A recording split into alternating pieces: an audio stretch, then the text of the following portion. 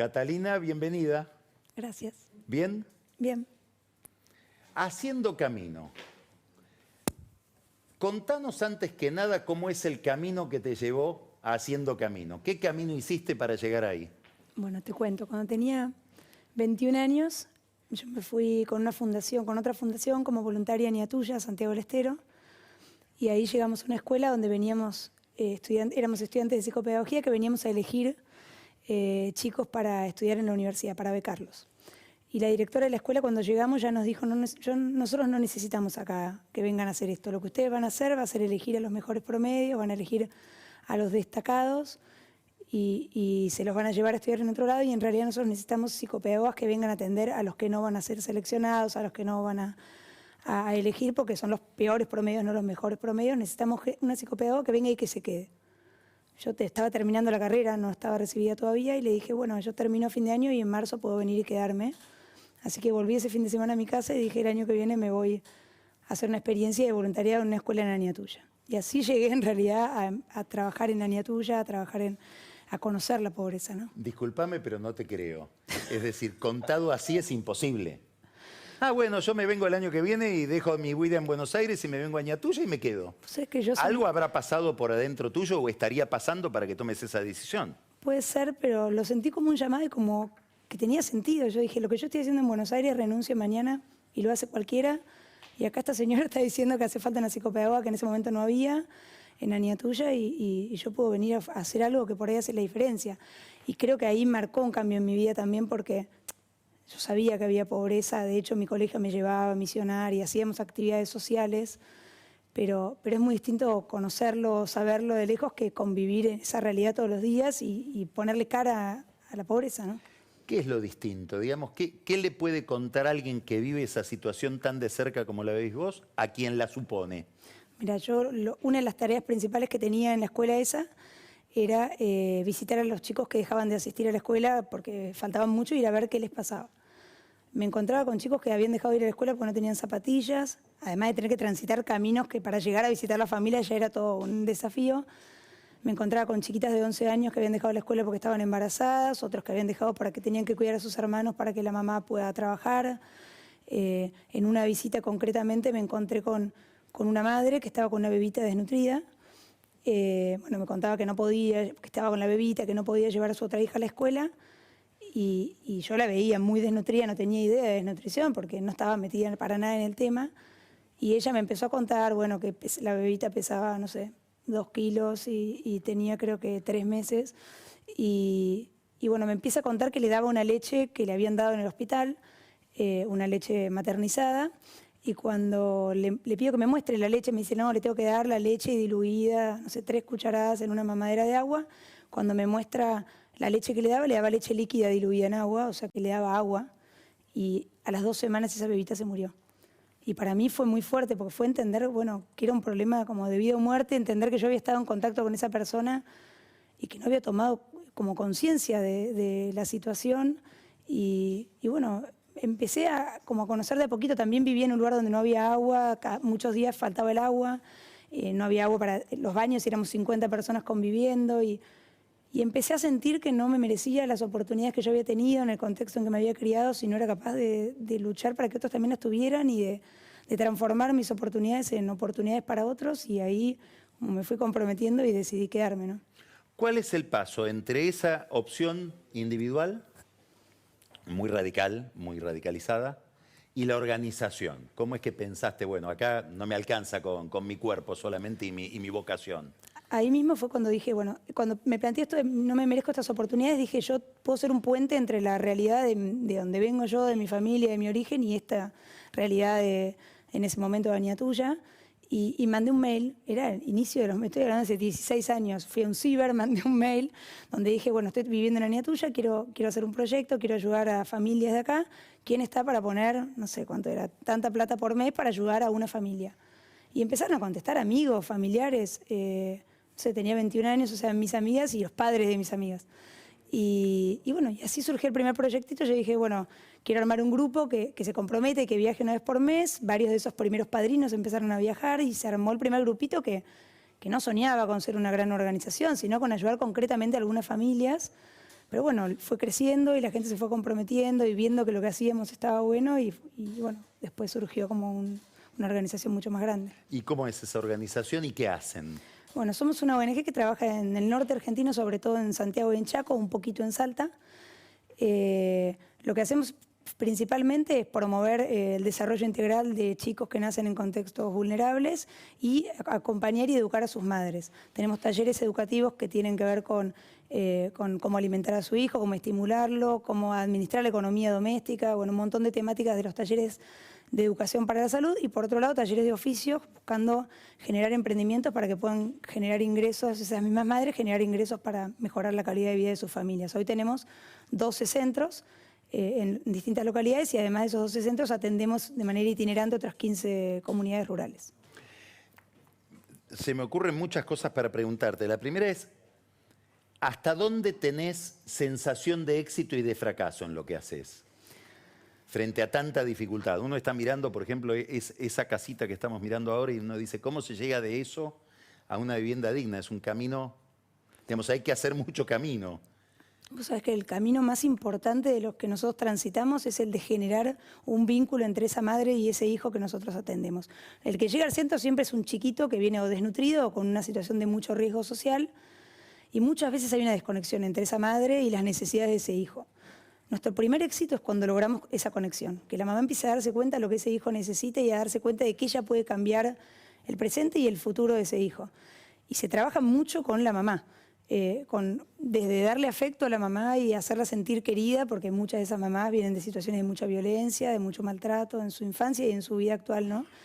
Y ir generando que la madre tome conciencia de las necesidades de su hijo y que pueda hacer algo para cambiar. Ese es nuestro primer éxito. Después hay otros éxitos que podemos medir, ¿no? Que vamos viendo en los resultados nutricionales de un chico que entró desnutrido y que se recupera, o de un chico que se recuperó pero que sus hermanos menores nunca fueron desnutridos, que te muestra que la madre como aprendió algo, ¿no? Vamos midiendo pequeños éxitos. Sin duda, haciendo camino no va a cambiar ni la pobreza ni la desnutrición en Argentina, pero bueno, creo que nos conformamos con saber que estamos haciendo lo que nos toca a nosotros, lo que podemos, ¿no? Hay algo en lo que me gustaría poner el acento que es, desde todo punto de vista, obvio, y sin embargo está siempre como eludido, a lo que te referiste recién, que es la cuestión de la emocionalidad de la pobreza. El problema emocional que hay en la pobreza, que no es solamente un problema material, problemas de depresión, de desconexión, de... ¿Cómo es eso? ¿Cuánto incide? Yo creo que mucho. La pobreza, la gente que vive en esa pobreza crónica que nosotros acompañamos no tiene proyección a futuro, por ejemplo. Es gente que está parada en el hoy, piensa que va a comer hoy y no piensa que va a ser de ellos el día de mañana. Gente que no tiene proyectos, que no tiene ilusiones, que no tiene sueños, y construir eso es muy importante para nosotros para lograr un cambio en los hijos, ¿no? Igual las mamás muchas veces nos dicen, yo quiero que él sea alguien en la vida, no como yo que no soy nadie, quiero que sea alguien, que llegue a ser alguien. Y tienen como esa idea de hacer algo distinto, a veces no saben cómo y nosotros vamos como dando esas herramientas para ir acompañando. Pero es muy duro acompañar también ese dolor, ¿no? Hace poco me pasó de encontrarme con una mamá que me decía, a la noche, me contaba, nosotros no llegamos a comer todos los días. A fin de mes pasamos 10, 7, 8 días donde no tenemos para comer. Y me dice, los más chiquitos, tenía 7 hijos, los más chiquitos se van a dormir llorando pidiéndome comida y yo les digo que no hay, hasta que se duermen llorando pidiendo pan, me dice. Los más grandes no lloran, porque ya saben que aunque lloren, no tenemos y no tengo nada para darles. Cuando se duermen ellos, me decía, ahí es cuando yo me pongo a llorar y me pregunto, ¿qué hicimos tan mal? ¿Por qué somos tan pobres? ¿Qué hicimos mal o por qué nos merecemos esto? Y eso es un poco lo que a mí me pasa del otro lado, ¿no? Digo, nosotros tampoco nos merecemos en realidad lo que tenemos. Creo que justamente, bueno, es el contexto donde nacemos en este país te condiciona para siempre y creo que realmente los que tuvimos otras oportunidades, como tenemos que tener mucha conciencia de que ese regalo que recibimos tiene que poder cambiar la vida de otro, porque si no, no lo merecemos, ¿no? Cuando hablas de esas mamás, ¿hay alguna caracterización que más o menos las unifica? ¿Edad, por ejemplo? Bueno, la mayoría, casi más o menos el 60% de las mamás que acompañamos tuvieron su primer hijo en la adolescencia. Algunas hoy son adolescentes y otras no, pero en general son mamás que armaron su familia a los 15, 14, 13, 16 años, cuando quedaron embarazadas y se juntaron. Ahí es donde se arman estos ranchitos y se van a vivir juntas, y esas casas van creciendo a medida que pasan los años. En general crecen en calidad y en tamaño, ¿no? Son madres que no terminaron, la mayoría de ellas no terminaron la primaria, algunas son analfabetas, otras no, con sus maridos que trabajan muchas veces en la ladrillería o en hornos de carbón, y que no tienen más que la asignación universal como ingreso fijo y las changas que puedan llegar a conseguir, digamos. No tienen acceso a agua potable, no tienen acceso fácil a salud pública y tienen acceso a una educación de sus hijos de mala calidad, ¿no? Entonces es difícil salir de esa realidad.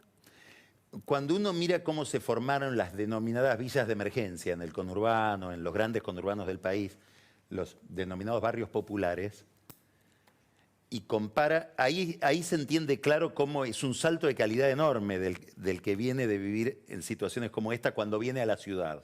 Sí. Es un progreso enorme. Yo creo que sí, en cuanto a la accesibilidad que allá no tienen. Porque ¿cómo es aquella pobreza que nosotros conocemos muy poco, que no es la pobreza urbana? Es la pobreza del aislamiento y esto que te decía, el difícil acceso a familias que viven en el medio del monte, que hay que recorrer caminos de tierra, que cuando llueve no pueden ni siquiera llegar a la escuela rural a la que van los chicos.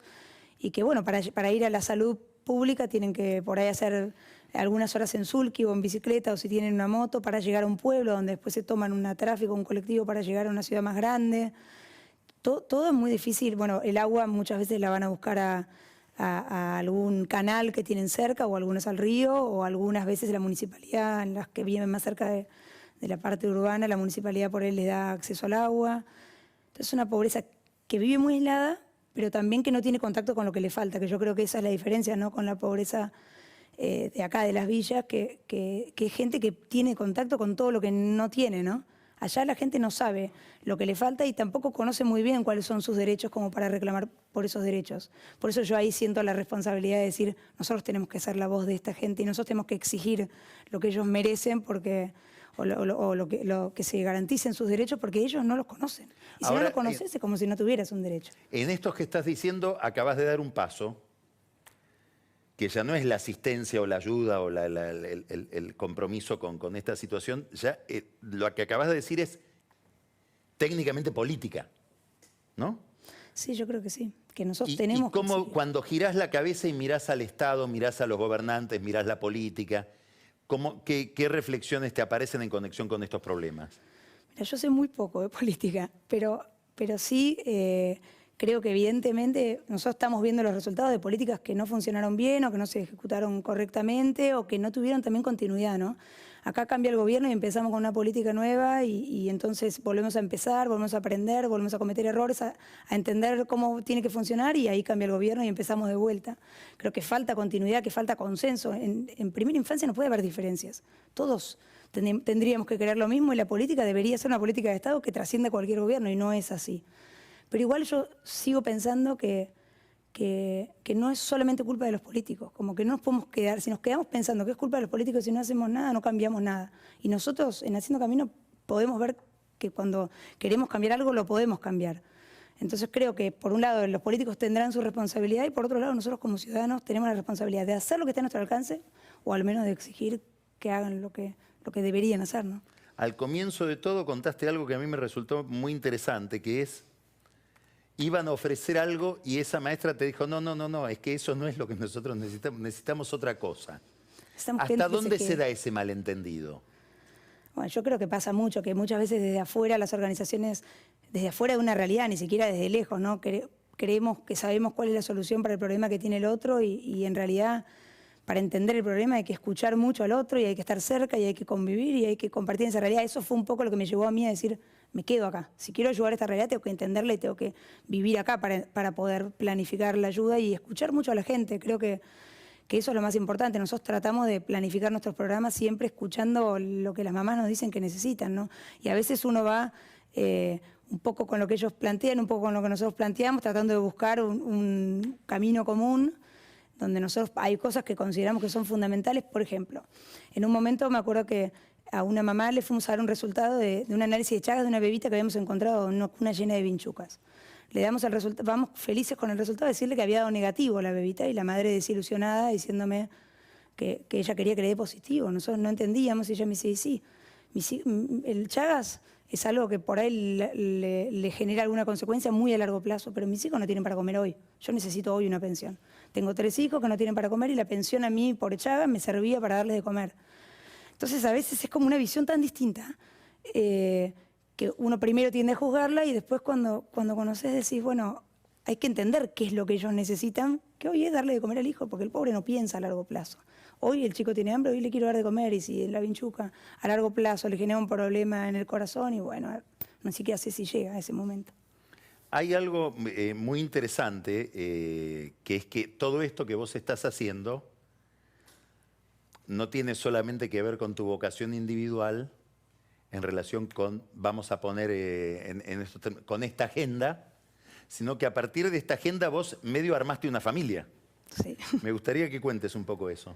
Bueno, yo estuve viviendo 6 años en Añatuya y en uno de los últimos años, en el 2012, en realidad no, después volví en el 2015, pero en el 2012 me pidieron si podía hacerme cargo de un grupo de hermanos que iban a ser separados de la familia por situaciones de abuso, de violencia. Bueno, y no había hogares en Añatuya. Entonces yo me terminé haciendo cargo de ese grupo de hermanos con todo el desafío. Yo era chica y el desafío de... ¿Qué es un grupo de hermanos? Eran 5 hermanos en ese momento, la mayor tenía 15, estaba embarazada de 6 meses. No se sabía si era del padrastro o del hermanastro, pero estaba embarazada.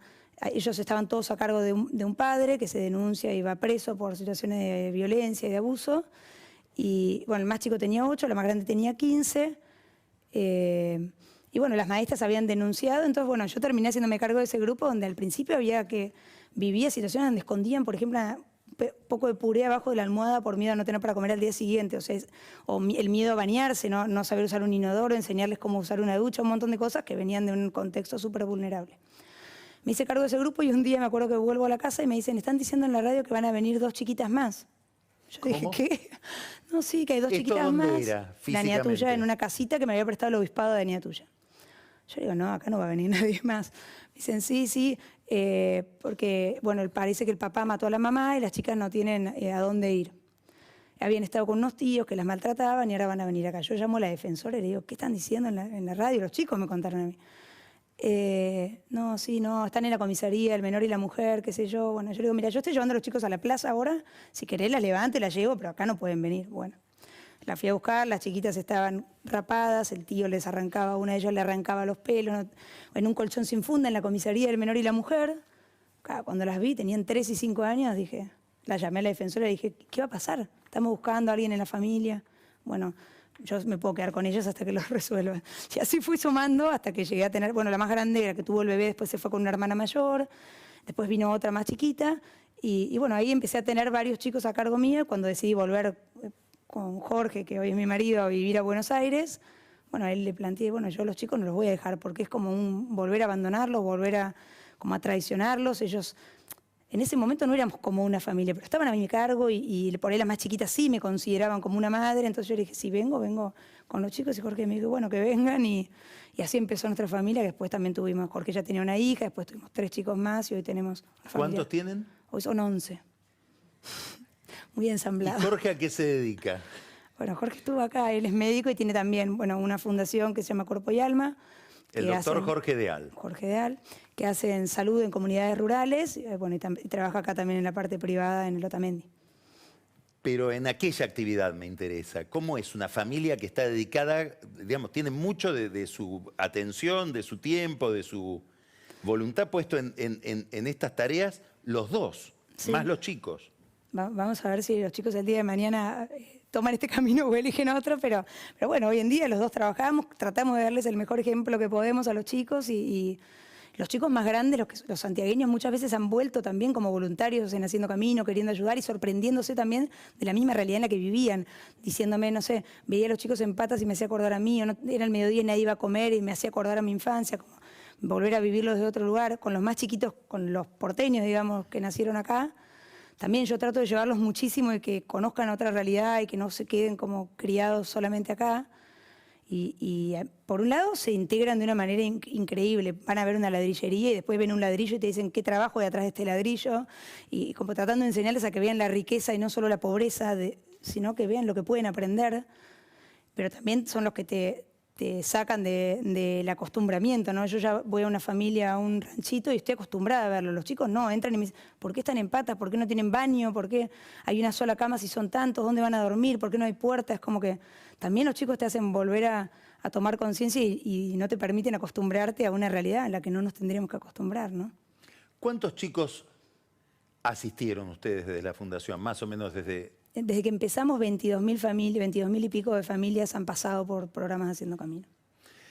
Y la última pregunta, si uno quisiera involucrarse, sumarse, ayudar de alguna manera, ¿cómo toma contacto con Haciendo Camino? Todos los chicos que pasan por el programa de recuperación nutricional o el programa de estimulación temprana vienen porque hay un padrino que paga mensualmente un aporte de 5.000 o 3.000 pesos, una parte o todo.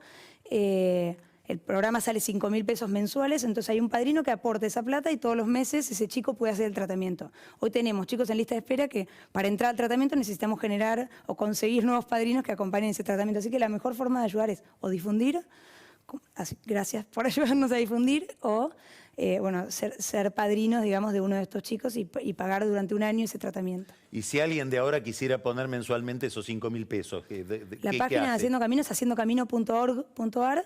Haciendocamino.org.ar. Y si no, bueno, el alias es Haciendo Camino. Ahí lo estamos viendo. Debajo de nosotros en este momento está apareciendo la...